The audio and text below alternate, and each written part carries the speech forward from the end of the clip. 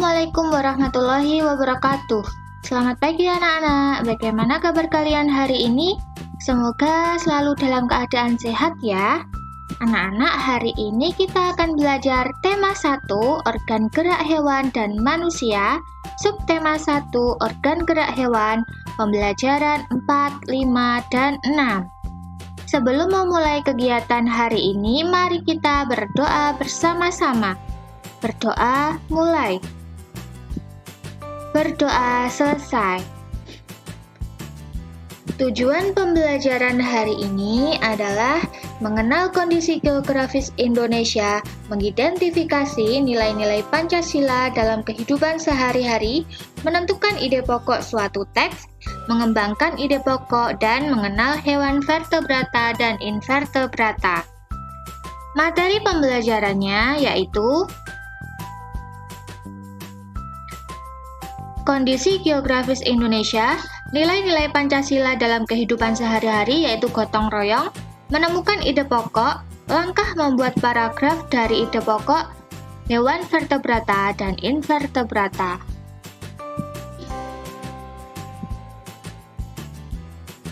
Untuk materi yang pertama yaitu kondisi geografis Indonesia. Denah merupakan gambaran tentang tata letak dalam suatu ruangan atau tempat. Gambaran yang lebih luas dibandingkan dengan denah adalah peta. Peta merupakan gambaran dengan menggunakan skala tertentu mengenai suatu daerah. Pada pembelajaran sebelumnya, kamu sudah mengetahui luas dan letak wilayah negara Indonesia dengan menggunakan peta. Dengan peta, kita juga bisa mengetahui kondisi geografis negara Indonesia. Berikut ini adalah kondisi geografis Pulau Sumatera, batas wilayah utara, Teluk Benggala, Malaysia, dan Thailand. Timur, Selat Malaka dan Pulau Kalimantan. Barat, Samudra Hindia. Selatan, Selat Sunda dan Pulau Jawa. Keadaan alam Pulau Sumatera, yaitu Selat Malaka, Danau Toba, Sungai Musi, Gunung Kerinci, dan Gunung Leuser. Kondisi geografis Pulau Jawa, batas wilayah utara, Pulau Kalimantan dan Laut Jawa. Timur, Selat Bali dan Pulau Bali. Barat, Selat Sunda. Selatan, Samudra Hindia. Keadaan alam Pulau Jawa, Sungai Bengawan Solo, Danau Ranukumbolo, dan Gunung Semeru. Kondisi geografis Pulau Kalimantan, batas wilayah utara, Malaysia, Brunei, Laut Tiongkok Selatan. Timur, Selat Makassar dan Pulau Sulawesi. Barat, Laut Natuna dan Pulau Sumatera. Selatan, Laut Jawa dan Pulau Jawa. Keadaan alam Kalimantan yaitu Sungai Kapuas, Danau Bangkau, Gunung Raya, dan Gunung Kinabalu. Kondisi geografis Pulau Sulawesi, batas wilayah utara, Laut Sulawesi dan Filipina. Timur, Laut Maluku dan Kepulauan Maluku. Barat, Selat Makassar dan Pulau Kalimantan. Selatan, Laut Flores dan NTT atau Nusa Tenggara Timur. Keadaan alam Pulau Sulawesi, Sungai Poso, Danau Tempe, Gunung Kelabat, dan Gunung Lokon.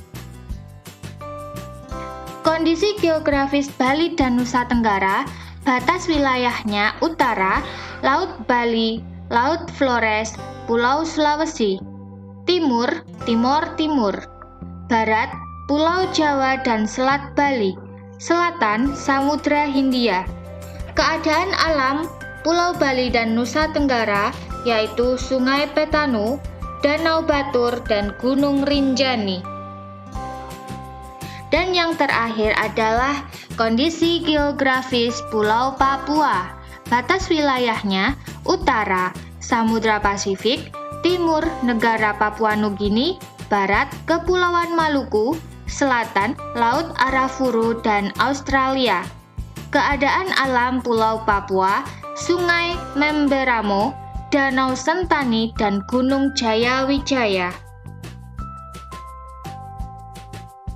Materi yang kedua adalah nilai-nilai Pancasila, sikap gotong royong sesuai nilai Pancasila. Sikap gotong royong.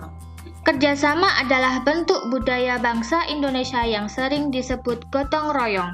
Gotong royong dapat dilakukan dalam kehidupan sehari-hari. Di sekolah, kalian dapat melaksanakan tugas piket bersama-sama. Jumat bersih juga dilakukan bersama-sama. Di keluarga, kalian dapat saling membantu untuk membersihkan rumah. Dalam masyarakat, kalian dapat melakukan kerja bakti setiap hari Minggu. Dengan gotong royong, masyarakat memiliki tujuan yang sama untuk mewujudkan kepentingan bersama tanpa mempedulikan perbedaan suku maupun golongan. Materi yang ketiga adalah menemukan ide pokok. Hal yang perlu dilakukan untuk menemukan ide pokok yaitu membaca teks secara keseluruhan, mencari kalimat utama teks tersebut, menemukan informasi dalam kalimat utama. Materi yang keempat adalah langkah membuat paragraf dari ide pokok.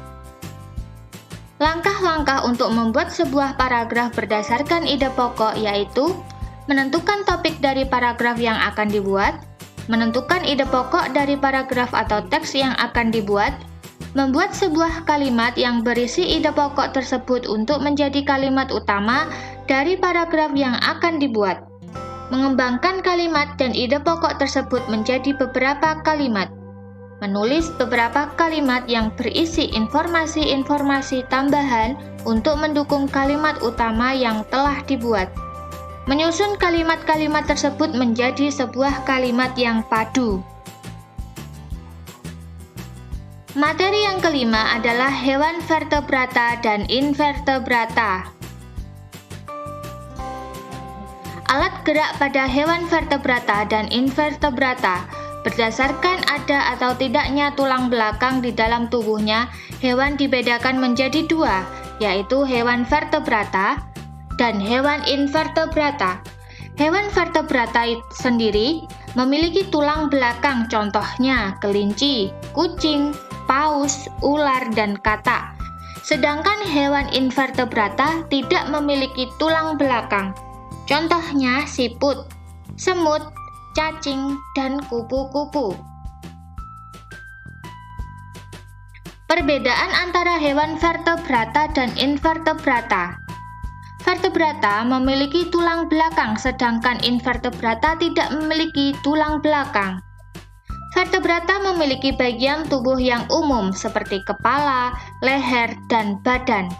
Sedangkan invertebrata hanya memiliki anatomi tubuh yang masih sederhana. Vertebrata memiliki alat pencernaan yang memanjang, mulai dari mulut sampai alat pembuangan. Sedangkan invertebrata memiliki alat pencernaan yang masih sederhana. Vertebrata memiliki bentuk tubuh simetri bilateral. Invertebrata memiliki bentuk tubuh simetri bilateral. Contoh vertebrata yaitu ikan, amfibi, reptilia, burung, dan mamalia. Invertebrata contohnya cacing, serangga, dan hewan lunak. Penjelasan secara rinci akan dijelaskan pada pertemuan berikutnya atau video berikutnya. Nah, itu tadi adalah materi pada pembelajaran 4, 5, dan 6. Ada kondisi geografis, nilai-nilai pada Pancasila dalam kehidupan sehari-hari, ide pokok, dan hewan vertebrata dan invertebrata. Untuk soal evaluasi,